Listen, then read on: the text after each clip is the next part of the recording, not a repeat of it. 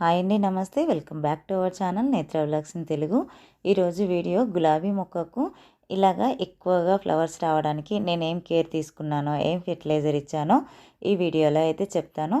అయితే వీడియోని స్టార్ట్ చేసే ముందు మన ఛానల్ని సబ్స్క్రైబ్ చేసుకోకపోతే వెంటనే సబ్స్క్రైబ్ చేసుకోండి. అలాగే పక్కనే ఉన్న బెల్ ఐకాన్ని యాక్టివేట్ చేసి పెట్టుకుంటే నేను వీడియో పెట్టిన వెంటనే నోటిఫికేషన్ అయితే వస్తుందండి. సో దట్ మీరు మిస్ అవ్వకుండా అయితే చూడొచ్చు. గులాబీలను పెంచడం చాలా ఈజీ అండి. అయితే కొంచెం కేర్ తీసుకొని ఫెర్టిలైజర్ సరిగ్గా ఇచ్చామనుకో ఇలాగా మొక్క నిండా పూలు పూస్తూ ఉంటాయి. అదే మనం సరిగ్గా పట్టించుకోమనుకోండి పూలు సరిగ్గా పూయవు. మీరే చూడండి, మా గులాబీ మొక్క నిండా ఎన్ని పూలు ఉన్నాయో చూడండి. నేను ఇచ్చే ఫెర్టిలైజర్స్ అన్నీ కూడా వీడియో తీసి అయితే పెడుతున్నాను. ఈ గులాబీ పూలు మనకు ఎక్కువగా చలికాలంలో పూస్తూ ఉంటాయి కదా. ఈ చలికాలంలోనే పెస్ట్ కూడా చాలా ఎక్కువగా వస్తుందండి. ముఖ్యంగా ఆకు ముడుచుకుపోవడము, కొత్తగా వచ్చిన చిగుర్లు కూడా ముడుచుకుపోతూ ఉంటాయి. అలాంటి ప్లాంట్కి ఖచ్చితంగా పెస్ట్ ఉన్నదని అయితే అర్థం అండి. దానికోసం మీరు వారానికి ఒక్కసారి ఖచ్చితంగా నీమ్ ఆయిల్ అయితే స్ప్రే చేసుకోవాల్సి ఉంటుంది. ముఖ్యంగా సాఫ్ ఫంగిసైడ్ అనేది అయితే దొరుకుతుందండి. ఈ సాఫ్ ఫంగిసైడ్ని వారానికి ఒక్కసారి 1 లీటర్ వాటర్కి 1 గ్రామ్ చొప్పున కలిపి మొక్కల మీద స్ప్రే చేయండి. అలాగే మొక్క మొదట్లో కూడా పోయండి. మీరు సాఫ్ ఫంగిసైడ్ స్ప్రే చేయడం వల్ల మొక్కలకి వచ్చే ఫంగల్ ఇన్ఫెక్షన్స్ రాకుండా ఉంటాయి. అలాగే ఆకులు ముడుచుకుపోకుండా అయితే ఉంటాయండి. ఈ గులాబీలకైతే ఖచ్చితంగా 6 గంటలైనా ఎండ తగిలే ప్రదేశంలో పెడితేనే ఇంతలా పూలైతే పూస్తాయండి. ఎందుకంటే అవి హెవీ ఫీడర్స్ కదా, అవి ఎక్కువ ఆహారం అయితే తీసుకుంటూ ఉంటాయి. ఎక్కువ ఆహారం తయారు చేసుకోవాలి అంటే ఎండ ఎక్కువగా కావాలి కదా. అందుకని మొక్కల్ని ఖచ్చితంగా ఎండ తగిలే ప్రదేశంలోనే పెట్టాలండి. అలాగే ఎండిపోయిన ఆకులు కానీ, ఎండిపోయిన కొమ్మలు కానీ గులాబీ మొక్కకైతే ఎప్పుడూ కూడా ఉంచొద్దండి. ఫ్లవర్స్ పూసిన వెంటనే ఎప్పటికప్పుడు మనము హార్వెస్ట్ చేసుకుంటూ ఉండాలండి. చాలామంది గులాబీ పూలు హార్వెస్ట్ చేసుకునేటప్పుడు ఆ పువ్వు కాడ ఎక్కడికైతే ఉంటుందో అక్కడికి మాత్రమే కట్ చేస్తారండి.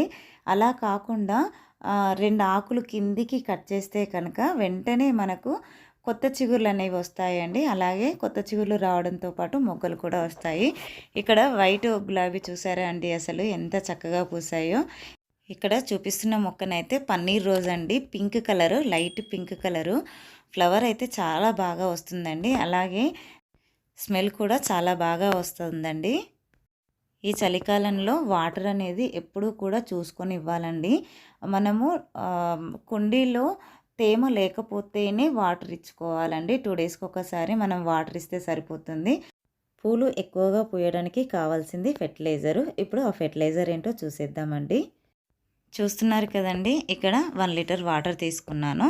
అలాగే ఇది వచ్చేసి హ్యూమిక్ యాసిడ్ అండి. దీంతో పాటు ఇంకొక ఫెర్టిలైజర్ కూడా దీంట్లో కలుపుకొని ఇస్తానండి. ఇది వచ్చేసి రాక్ పాస్పేటు. బోన్ మీల్ వాడడానికి ఇష్టపడని వాళ్ళు ఈ రాక్ పాస్పేట్ని అయితే కలుపుకోవచ్చండి. 1 లీటర్ వాటర్లో 1 ml హ్యూమిక్ యాసిడ్ అండి. ఇది ఇవ్వడం వల్ల మంచి ఫ్లవరింగ్ ఉంటుంది.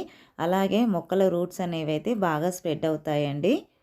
మనకు రూట్స్ బాగా డెవలప్ అయితేనే ప్లాంట్ గ్రోత్ బాగా ఉంటుంది. ప్లాంట్ గ్రోత్ బాగుంటేనే ఫ్లవరింగ్ కూడా చాలా బాగా ఉంటుందండి. ఇక్కడ 1 స్పూన్ రాక్ పాస్పేట్ని కూడా కలుపుకుంటున్నానండి. ఇప్పుడు ఈ ఫెర్టిలైజర్ని బాగా కలుపుకొని మన గులాబీ మొక్కకు 15 రోజులకు ఒకసారి ఇచ్చారంటే ఫ్లవరింగ్ అనేది చాలా చక్కగా పూస్తుందండి. ఈ ఫెర్టిలైజర్ని నా దగ్గర ఉన్న గులాబీ మొక్కకు అన్నిటికి కూడా ఇచ్చేస్తున్నానండి. ఇలాగా వారం 10 రోజులకు ఒకసారి ఫెర్టిలైజర్ తయారు చేసుకొని మార్చి ఇస్తూ ఉండండి.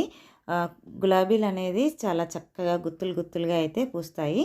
ఐ హోప్ ఈ వీడియో మీకు నచ్చిందనే అనుకుంటున్నాను. నచ్చితే లైక్ చేయండి, షేర్ చేయండి, ఛానల్ని సబ్స్క్రైబ్ చేసుకొని పక్కనే ఉన్న బెల్ ఐకాన్ని యాక్టివేట్ చేసి పెట్టుకుంటే నేను వీడియో పెట్టిన వెంటనే నోటిఫికేషన్ అయితే వస్తుందండి. సో దట్ మీరు మిస్ అవ్వకుండా అయితే చూడొచ్చు. అందరికీ హ్యాపీ గార్డెనింగ్.